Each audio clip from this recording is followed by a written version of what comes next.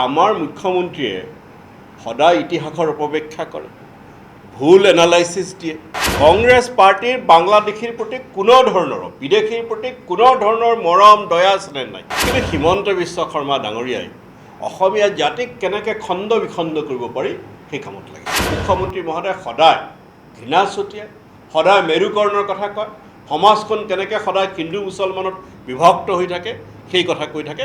চৰকাৰ শাসনৰ কাৰণে গভৰ্ণমেণ্ট বুলি কয়, তেওঁলোকৰ কাম হ'ল গভৰ্নেন্স। ইতিহাস লিখাৰ কাৰণে হিষ্টৰিয়ান থাকে, এনালিষ্টসকলে এনালাইচিছ কৰে।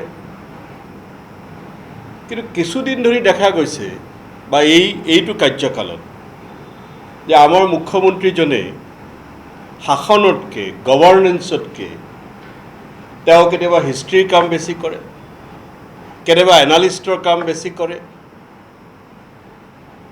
মুখ্যমন্ত্ৰীৰ কাম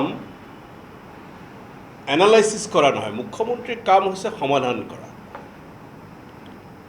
অলপতে মাননীয় মুখ্যমন্ত্ৰীয়ে হিমন্ত বিশ্ব শৰ্মা ডাঙৰীয়াই ক'লে যে 2041 চনত প্ৰব্ৰজনকাৰী মুছলমান আৰু অসমীয়া তেখেতে ভাগ ভাগ কৰে, আমি ভাগ ভাগ নকৰোঁ দেই, 50-50 হ'ব। তেখেতে ক'লে যে 34% হয়, চেঞ্চাছ মতে হয়, সেইটোতো কোনো অস্বীকাৰ কৰিব নোৱাৰে। তেখেতে এই কথাও ক'লে যে তাৰ 34%ৰ 3% হয় খিলঞ্জীয়া। আমাৰ গৰীয়া, দেশী, জলহা এই সংগঠনৰ কৰ্মকৰ্তাসকলৰ জৰিয়তে আপোনালোকেও সুধিব পাৰে আচলতেনো এইসকল লোকৰ জনসংখ্যা কিমান। কাৰণ উজনি অসম আছে, নামনি অসমত গৰীয়াসকল আছে, অবিভক্ত গোৱালপাৰা জিলাত, কামৰূপ জিলাতো আছে কিছু দেশী মুছলমানসকল আছে। আকৌ বৰাক উপত্যকাখন মূলতঃ বাংলাভাষী, সেইসকলক আমি অখিলঞ্জীয়া ধৰিম নেকি? কাৰণ বৰাক উপত্যকা যুগ যুগ ধৰি বাংলাভাষী, তাত হিন্দু মুছলমানৰ কথা নাই। এই যে মুখ্যমন্ত্ৰীয়ে কিছু অদ্ভুত পৰিসংখ্যা দিয়ে। তেখেতে এবাৰ ঝাৰখণ্ডত গৈ কৈছিলে যে 51 চনত 12% মুছলমান আছিল, য'ত লোকপিয়লৰ পৰিসংখ্যা বেলেগ কথা কয়। গতিকে আমাৰ মুখ্যমন্ত্ৰীয়ে সদায় ইতিহাসৰ অপব্যাখ্যা কৰে, ভুল এনালাইচিছ দিয়ে। এই ভুল এনালাইচিছ দি স্বৰ্গদেউ চাওলুং চুকাফাই হাতৰাচ মাৰি একৰাচ কৰিছিলে, অসমীয়া জাতি গঠনৰ, অসমীয়া সমাজখনৰ ভেটি গঢ়ি তুলিছিলে। মহাপুৰুষ শ্ৰীমন্ত শংকৰদেৱে বৃহত্তৰ অসমীয়া জাতি গঠনৰ গুৰি ধৰিছিলে। কিন্তু হিমন্ত বিশ্ব শৰ্মা ডাঙৰীয়াই অসমীয়া জাতিক কেনেকৈ খণ্ড বিখণ্ড কৰিব পাৰি সেই কামত লাগিছে। আজি 1947 চনৰ 15 আগষ্টত দেশে স্বাধীনতা লাভ কৰিছে। প্ৰব্ৰজনৰ আমি বিৰোধী, কংগ্ৰেছ পাৰ্টি প্ৰব্ৰজনৰ বিৰোধী। কিন্তু 47 চনৰ 15 আগষ্টত জাতি, ধৰ্ম, বৰ্ণ, ভাষাৰ কথা নাই। 47 চনৰ 15 আগষ্টৰ আগৰ পৰা যিসকল লোক এই ভূমিত আছে সেই সকলোকো যদি প্ৰব্ৰজনকাৰী বুলি কোৱা হয়, আজি হিমন্ত বিশ্ব শৰ্মাই যিদৰে 31% লোকক ৰাজ্যৰ প্ৰব্ৰজনকাৰী বুলি কৈছে, তেওঁলোকৰ কাগজ পাতি চাওক।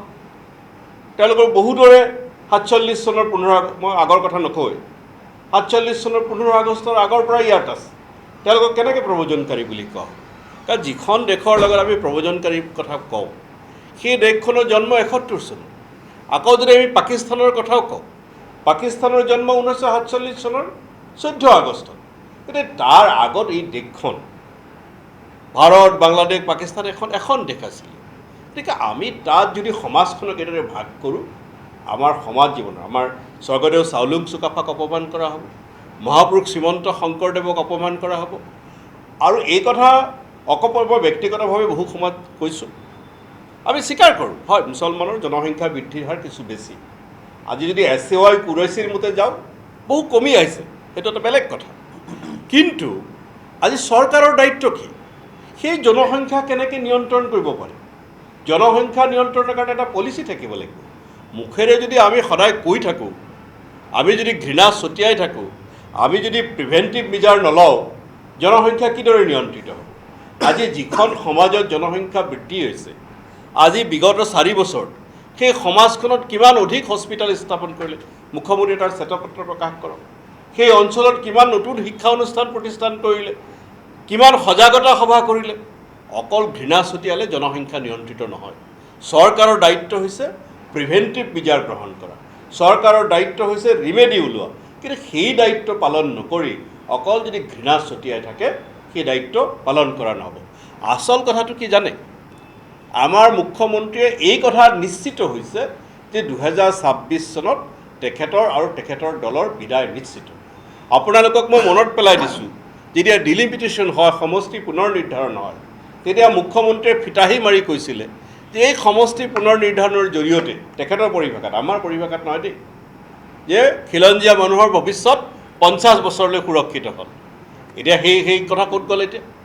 এতিয়া মুখ্যমন্ত্ৰীয়ে বেলেগ কথা কৈ আছে। আকৌ কৈ আছে উচ্ছেদে খিলঞ্জীয়া মানুহৰ ভৱিষ্যত সুৰক্ষিত কৰিব। আকৌ কৈ আছে একচুৱেলি তো তুমি যিবোৰ কাম কৰি আছা, মাননীয় মুখ্যমন্ত্ৰীয়ে যিবোৰ কাম কৰি আছে তেখেতৰ ভাষাত, তাৰমানে মুখ্যমন্ত্ৰীৰ অস্ত্ৰ কাম নিয়া নাই। গতিকে মুখ্যমন্ত্ৰী মহোদয় এই এনালাইচিছবিলাক বাদ দি এতিয়া 7টা মাহ তেখেতৰ হাতত আছে। এই 7টা মাহ আজি তেওঁলোকে কামৰ কথা কয়, উন্নয়নৰ কথা কয়। উন্নয়ন মডেলত উন্নয়নক সন্মুখত ৰাখি নিৰ্বাচন খেলাৰ সাহস কিয় নাই? তাৰ মুখ্যমন্ত্ৰীয়ে জানে যে উন্নয়নৰ প্ৰশ্ন যদি ভোট হয়, তেওঁ শোচনীয়ভাৱে পৰাজিত হ'ব। আনকি তেওঁ নিজৰ সমষ্টিত হয়, কংগ্ৰেছত থাকোঁতে তেওঁ বহু জেগাৰ উন্নয়নৰ ধন কাটিলে, জালুকবাৰীত লৈ গ'লে, সেইটো বেলেগ কথা। কিন্তু বিজেপিৰ দিনত পৰা নাই। আৰু সেইকাৰণে আজি যদি উন্নয়নৰ প্ৰশ্নত ভোট হয়, জালুকবাৰীতো মুখ্যমন্ত্ৰী মহোদয় তীব্ৰ প্ৰত্যাহ্বানৰ সন্মুখীন হ'ব।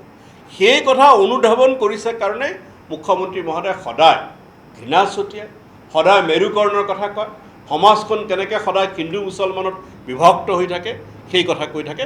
কাৰণ মুখ্যমন্ত্ৰী মহোদয়ে বিশ্বাস কৰে, কাৰণ যোৰহাটত যি পৰাজয়ৰ সন্মুখীন হ'ল, যোৰহাটত মুখ্যমন্ত্ৰীৰ দম্ভ, মুখ্যমন্ত্ৰীৰ অহংকাৰ যিদৰে পৰাজিত হ'ল, তাৰপিছত তেওঁ ভয়ত বিতত হৈ আছে।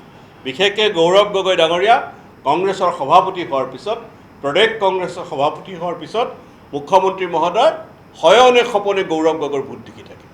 আৰু সেই ভোট দেখি থকাৰ কাৰণে মুখ্যমন্ত্ৰী মহোদয়ক সদায় পৰাজয়ৰ চিন্তাই খেদি থকাৰ কাৰণে মুখ্যমন্ত্ৰীয়ে এই ধৰণৰ কামবিলাক কৰি আছে।